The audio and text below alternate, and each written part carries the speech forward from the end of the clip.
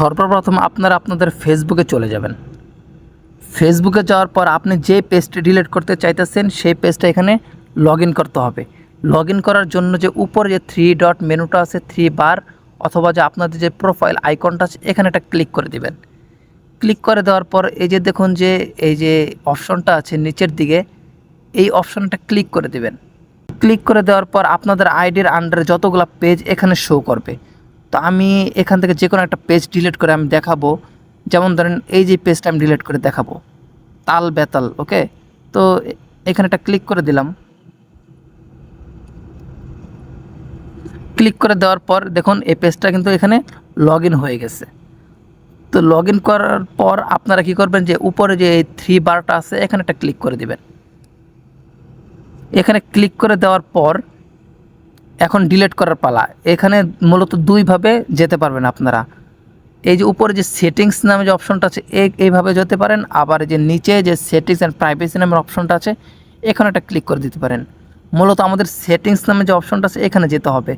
তো আমি ইজিলিভাবে এই উপর থেকে যেতে পারতেছি যেহেতু, তো আমি এখানে এই সেটিংস নামে অপশনটাতে একটা ক্লিক করে দেই।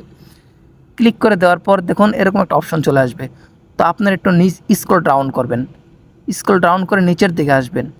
আসার পর এই যে দেখুন যে অ্যাক্সেস অ্যান্ড কন্ট্রোল নামে যে অপশনটা আছে এখানে একটা ক্লিক করে দিবেন।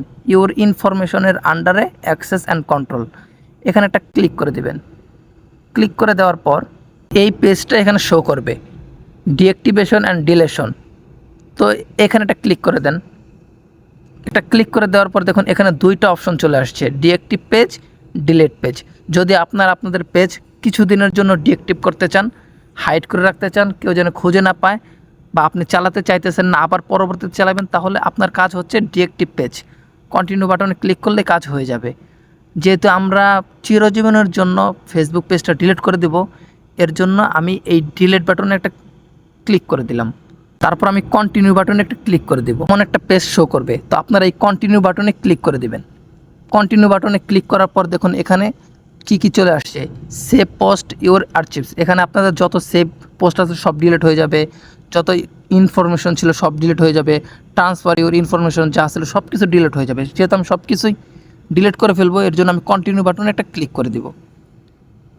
কন্টিনিউ বাটনে ক্লিক করার পর দেখুন এখানে যে এটা হচ্ছে আমার মেন আইডি, আপনার মেন আইডির আন্ডারে তো পেজটা, এর জন্য আপনার যে মেন আইডির পাসওয়ার্ডটা আছে এখানে এটা বসিয়ে দিবেন। এন্টার পাসওয়ার্ড, এখানে মেন আইডির পাসওয়ার্ডটা এখানে দিয়ে দিবেন। তো আমি মেন আইডির পাসওয়ার্ডটা এখানে দিয়ে দিচ্ছি।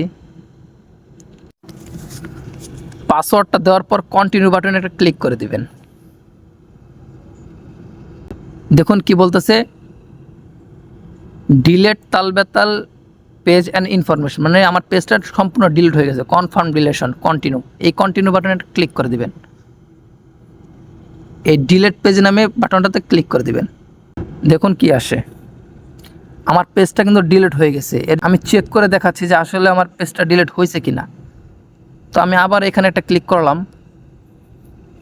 ক্লিক করার পর দেখুন এখানে কিন্তু আমার পেজটা নাই, তালবেতাল নামে যে পেজটা ছিল এখানে কিন্তু সেটা নাই। তো এভাবে খুব সহজেই আপনারা আপনাদের পেজ ডিলিট করতে পারবেন। যদি এই ভিডিওটা ভালো লাগে তাহলে ভিডিওতে একটা লাইক দিবেন, একটা কমেন্টস করবেন। আর এরকম ভিডিও পাওয়ার জন্য আমার পেজটা সাবস্ক্রাইব করে দিয়ে বেল আইকনটি বাজিয়ে দিবেন। ফেসবুক থেকে ভিডিওটা দেখতেছেন, দয়া করে আমার পেজটা ফলো করে দিবেন। সবাই ভালো থাকবেন, সুস্থ থাকবেন, আল্লাহ হাফেজ।